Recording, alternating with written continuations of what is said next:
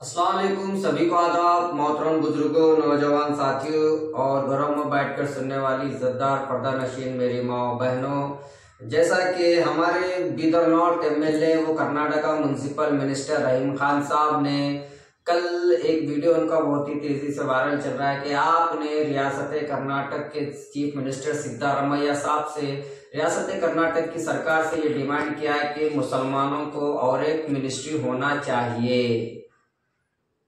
क्या डिमांड क्या रहीम खान साहब ने कि मुसलमानों को और एक मिनिस्ट्री होना चाहिए, क्योंकि मुसलमान उलमाए दीन और मुसलमान के नौजवान और मुसलमानों के कई लोग इनको पूछ रहे हैं कि दो ही मिनिस्ट्री क्यों। तो मेरा ये सवाल है कर्नाटका म्युनिसिपल मिनिस्टर रहीम खान साहब से कि आप ये सवाल जब रियासत कर्नाटक में बीजेपी को हटाकर मुसलमानों ने मुत्तहिद और मुनज़्ज़म तरीके से बगैर किसी मफाद के कांग्रेस को वोट डाला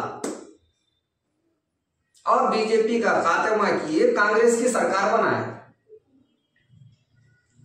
तब आपको मिनिस्ट्री मिली, जमीर अहमद खान साहब को मिली, दो को मिली। हम तभी से कहते आ रहे हैं कि ये मुसलमानों के साथ नाइंसाफी हुई है, मगर आप जब कुछ नहीं बोले, अपने आप को अपनी मिनिस्ट्री ले लिए, खामोश बैठ गए। आज आपकी जबान पे मुसलमान बोल के लफ्ज क्यों आ रही है, मेरा सवाल है। आज यकीनन ये सुनने में आ रहा है कि कर्नाटका म्युनिसिपल मिनिस्टर रहीम खान साहब की मिनिस्ट्री जाने वाली है, उनकी मिनिस्ट्री उनसे वापस लेने की प्लानिंग चल रही है और मिनिस्टर साहब की मिनिस्ट्री जाने वाली है। तो अपनी मिनिस्ट्री बचाने के वास्ते इन्होंने जो सुना ये बयान दिए हैं कि मुसलमान पूरे उनको पूछ रहे हैं कि और एक मिनिस्टर, 4 मिनिस्टर देते थे, 3 देते थे, 2 क्यों दिए। तो मेरा जब भी जो सुना इनको टिकट होना तो मैं मुसलमान हूं बोलते हैं, इनको जब वोट होना है तो मैं मुसलमान हूं बोलते हैं, इनको जब इलेक्शन जीतना है तो मैं मुसलमान हूं बोलते हैं, इनको जब मिनिस्ट्री होना तो मैं मुसलमान हूं बोलते हैं, मुसलमान के कोठे में टिकट होना, मुसलमानों के कोठे में मिनिस्ट्री होना इनको। मगर मुसलमानों की फलाह व बहबूदी के लिए, मुसलमानों के हक और हुकूक के लिए, मुसलमानों के तालीमी मैदान में बढ़ोतरी के लिए, मुसलमानों को सियासी मैदान में आगे बढ़ाने के लिए, मुसलमानों को इकोनॉमिकली मैदान में आगे बढ़ाने के वास्ते कभी आपके जबान पे लफ्ज नहीं आए मुसलमान बोल के, कभी आपने ये बात गौर नहीं की और कभी आपने जो सुना ऐवान असेंबली में मुसलमानों की फलाह बहबूदी के लिए आवाज नहीं उठाई। ये मुनाफिकाना चाल, ये मफाद परस्त चाल बीदर के नॉर्थ असेंबली कॉन्स्टिट्यूंसी और पूरे कर्नाटक की जनता जान रही है। ये सिर्फ अपने मफाद के लिए मुसलमान कहते हैं, बाद में जब इंतखाबात जीत जाते हैं तो इन्हों मुसलमान नहीं रहते, इन्हों एकदम निहायत सेकुलर। और बीदर की तारीख में एक बदनुमा, ऐसा धब्बा, एक ऐसा दाग हो चुका है। मदरसा महमूद गांवा का वाकया तारीख लिखे गई। जब भी ये बात सामने आएंगी भविष्य में, कौन ऐसा निकम्मा, नाकारा, काले मुंह का बादशाह था जिसने कानूनी तरीके से मदरसा महमूद गांवा के अंदर रिकॉर्ड बनाया। कौन जब दौर इख्तियार में था, कौन जब एमएलए था, किसके दौर में मदरसा महमूद गांव में वो वारदात हुए और वो रिकॉर्डेड हो गए। एक बदनुमा दाग, तुमने जो काम किया अपने मफाद के लिए, तुमने जो पॉलिटिक्स खेली, पूरी कौम को शर्मशार और शर्मिंदा कर दिए। तुम कब तक, कहां तक तुम अपने मफाद के लिए गिरोगे।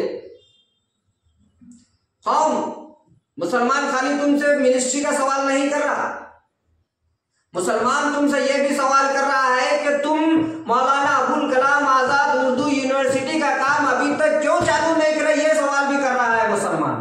मौलाना अबुल कलाम आजाद उर्दू यूनिवर्सिटी के वास्ते आप ऐवान असेंबली ऑफ कर्नाटका में आवाज क्यों नहीं उठाए, एक बार भी यह सवाल भी कर रहा है मुसलमान ये भी सवाल कर रहा है कि जेलों में बेकसूर मुसलमान कितने सालों से बंद है, उनकी रिहाई और उनकी जो जल्द से जल्द उनके साथ इंसाफ होने के वास्ते आपने आवाज क्यों नहीं उठाई? ये भी सवाल कर रहा है मुसलमान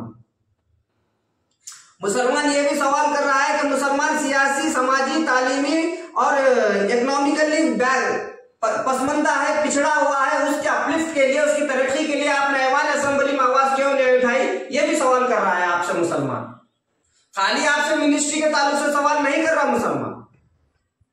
आपने क्या किया? मुसलमानों के नाम पे टिकट लिए, मुसलमानों के वोट नाम पे वोट लिए, मुसलमानों के नाम पे तुम जीते, मगर मुसलमानों को तुमने क्या दिया, क्या करा मुसलमानों से? ये सवाल कर रही है मुसलमान आपसे।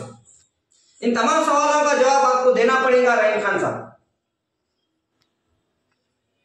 हाँ, यकीनन बिदरनाथ असेंबली कॉन्स्टिट्यूंसी की जनता मजबूर और मजबूरी से तुम्हें वोट दे रही है। इसका ये मतलब नहीं कि आप इस मजबूरी का बहुत ज्यादा फायदा उठाए।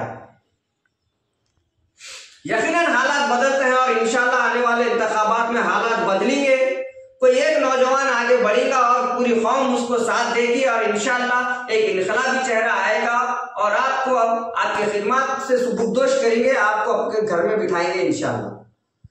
क्योंकि आप मुसलमानों के हमदर्द नहीं है, आप मुसलमानों के नहीं है, आपके किरदार, आपके अखलाक, आपके एक्टिविटीज मुसलमानों के हमदर्द पे नहीं है।